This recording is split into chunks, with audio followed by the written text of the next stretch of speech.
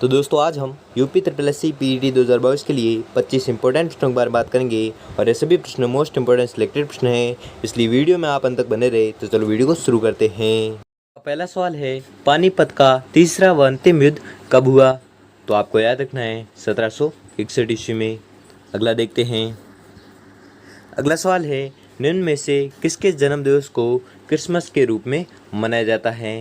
तो आपको याद रखना है वह है ईसा मसीह। ठीक है, ईसा मसीह के जन्मदिवस को क्रिसमस के रूप में मनाया जाता है। अगला देखते हैं।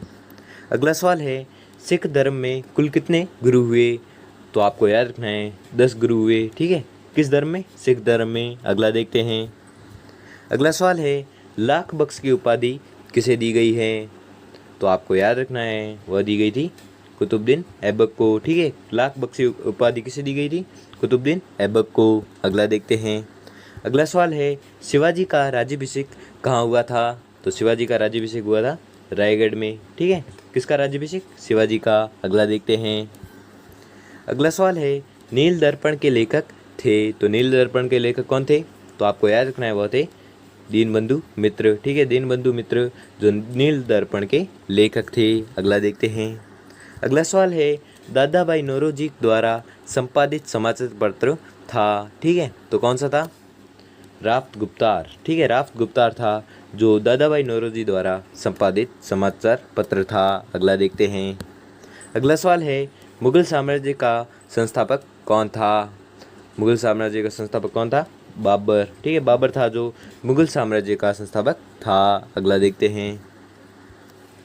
किस मुगल शासक ने आगरा में चित्रशाला की स्थापना की थी? किस मुगल शासक ने आगरा में चित्रशाला की स्थापना की थी? तो मुगल शासक कौन था? जहांगीर। अगला देखते हैं। अगला सवाल है, मोती मस्जिद निर्माण किस शासक ने करवाया था? तो मोती मस्जिद का निर्माण किस शासक ने करवाया था? शाहजहाँ। ठीक है, शाहजहाँ ने मोती मस्जिद का निर्माण करवाया था। अगला देखते हैं। अगला सवाल है, निम्न में से किसे प्रकाश के त्यौहार के रूप में या नाम किस नाम से जाना जाता है?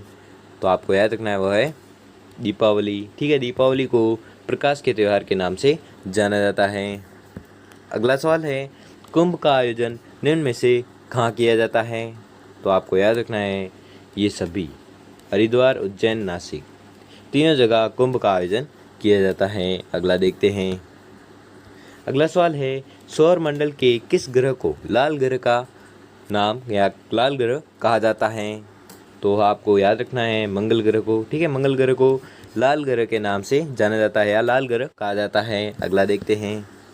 अगला सवाल है, निम्न में से कौन से खगोलीय पिंड सौर मंडल में अपने सौर मंडल में शामिल है? तो आपको याद रखना है वह है ये सभी। ठीक है, सूर्य, उल्कापिंड और क्षुद्र ग्रह ये सभी खगोलीय पिंड सौर मंडल में शामिल है। अगला देखते हैं। पृथ्वी के सबसे निकटतम तारा कौन सा है? तो आपको याद रखना है वह है सूर्य। सूर्य है जो पृथ्वी के सबसे निकटतम है। अगला देखते हैं।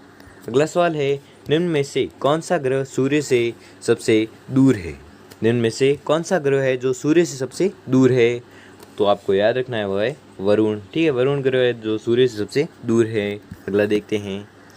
अगला सवाल है, निम्न में से किस ग्रह को नीला ग्रह कहा जाता है या नीले ग्रह के नाम से जाना जाता है? तो वह ग्रह है पृथ्वी। अगला देखते हैं। अगला सवाल है, सौर मंडल का सबसे बड़ा उपग्रह कौन सा है? सौर मंडल का सबसे बड़ा उपग्रह कौन सा है? तो आपको याद रखना है वह है गैनीमीड। गैनीमीड है जो सबसे बड़ा उपग्रह है। अगला देखते हैं। अगला सवाल है, निम्न में से किस ग्रह के पास एक भी उपग्रह नहीं है? निम्न में से कौन सा एक ग्रह है जो जिसके पास एक भी उपग्रह नहीं है? तो वह ग्रह कौन सा है?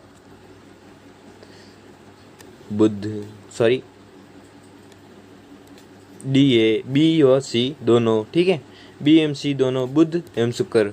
बुध एवं शुक्र ऐसे ग्रह हैं जिनके पास कोई भी उपग्रह नहीं है। अगला देखते हैं।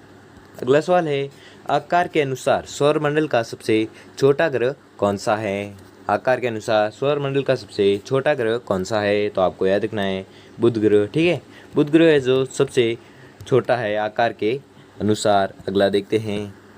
अगला सवाल है, क्रिप्स मिशन भारत कब आया था? क्रिप्स मिशन भारत कब आया था? तो आपको याद रखना है वो आया था वर्ष 1942 को। ठीक है, वर्ष 1942 को क्रिप्स मिशन भारत आया था। अगला देखते हैं।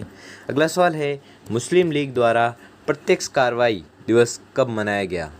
मुस्लिम लीग द्वारा प्रत्यक्ष कार्यवाही दिवस कब मनाया गया? तो आपको याद रखना है वो मनाया गया था 16 अगस्त 1946 को।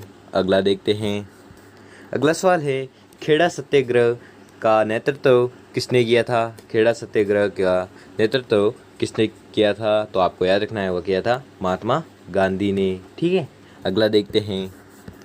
अगला सवाल है अखिल भारतीय किसान सभा का गठन कब हुआ था?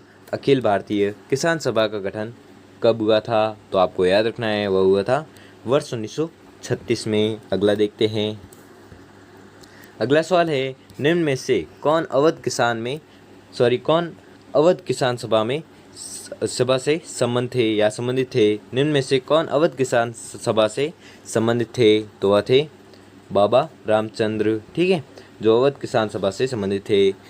तो दोस्तों आपने 25 में से कितने प्रश्न सही किए हैं और हमें जल्दी से जल्दी कमेंट करके ज़रूर बताइए। और अगर आपको वीडियो थोड़ा सा भी अच्छा लगा हो या आपके लिए थोड़ा सा भी हेल्पफुल साबित हुआ हो तो वीडियो को लाइक और चैनल को सब्सक्राइब कर लीजिए। धन्यवाद।